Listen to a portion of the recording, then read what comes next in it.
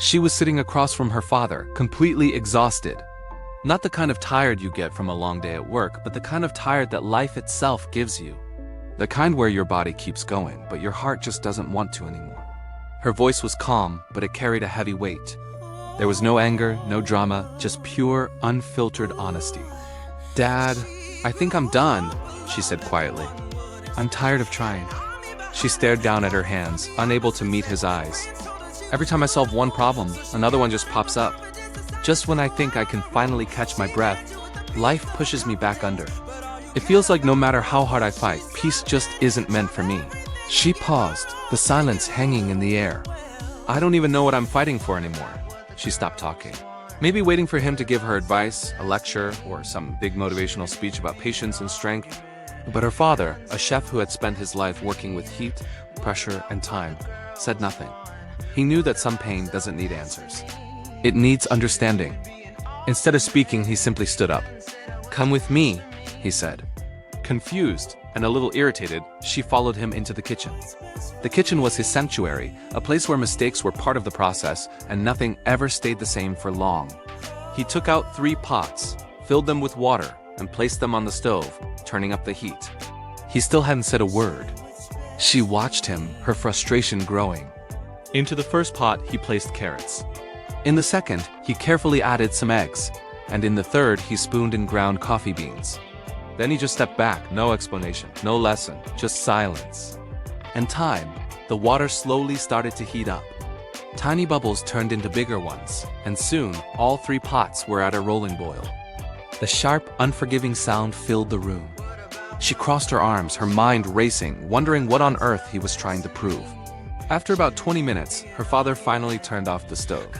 He took the carrots out of the first pot and put them in a bowl. Then he removed the eggs and set them aside. Finally, he poured the dark, rich coffee into a cup, and the kitchen filled with a warm, comforting aroma. Only then did he speak. "What do you see?" he asked. She sighed. "Carrots, eggs, coffee." He nodded. "Touch the carrots." She reached out and pressed one. It collapsed under her fingers, soft and weak, completely falling apart. "Before," he said, "they were strong and hard." Next, he handed her an egg. "Peel it." She cracked the thin shell and removed it.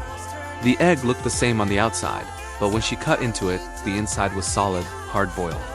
Finally, he placed the cup of coffee in her hands. "Take a sip." She hesitated, then brought the cup to her lips. And as she sipped the warm, rich liquid, something shifted.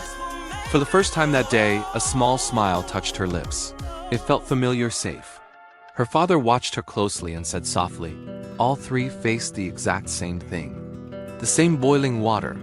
The same heat, the same pressure, the same hardship." He paused, letting his words sink in. The carrot went in strong, confident, and hard. But under the pressure, it became weak, soft. It lost all its strength. The egg went in fragile on the inside, protected only by its thin shell.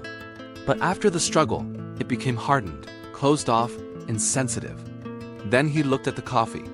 But the coffee didn't just endure. It changed the water.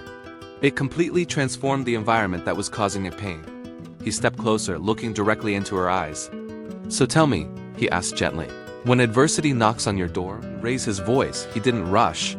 He knew this part mattered. "Are you the carrot?" he continued. "Strong on the outside, but when life gets hard, you fall apart. Soft-hearted at first, but pain, loss, and betrayal turned you cold and closed off." She felt each question land inside her. Then he lifted the coffee cup slightly. "Or are you the coffee? The one who doesn't just survive pressure, but uses it. The one who doesn't let hardship define them, but transforms it." He walked back to the stove and turned it off completely. "Because when life is at its hottest," he said, "that's when coffee releases its best aroma." She stayed silent. But this silence was different. It wasn't empty anymore. It wasn't heavy. It was thoughtful. For the first time in weeks, she wasn't focused on everything that was going wrong. She was thinking about who she was becoming. Her father placed a hand on her shoulder. "You can't always choose what happens to you," he said.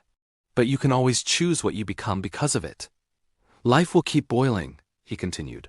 "It doesn't stop for anyone. It doesn't wait. It doesn't care how tired you are. The question is never whether the water will get hot. The question is, who will you be when it does?"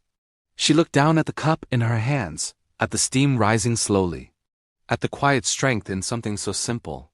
She realized something in that moment. Life hadn't been trying to break her. It had been trying to shape her, and for the first time in a long time, she didn't feel powerless. She felt ready, not because her problems were gone, not because the future was suddenly clear, but because she understood something deeper. Pressure doesn't destroy everyone.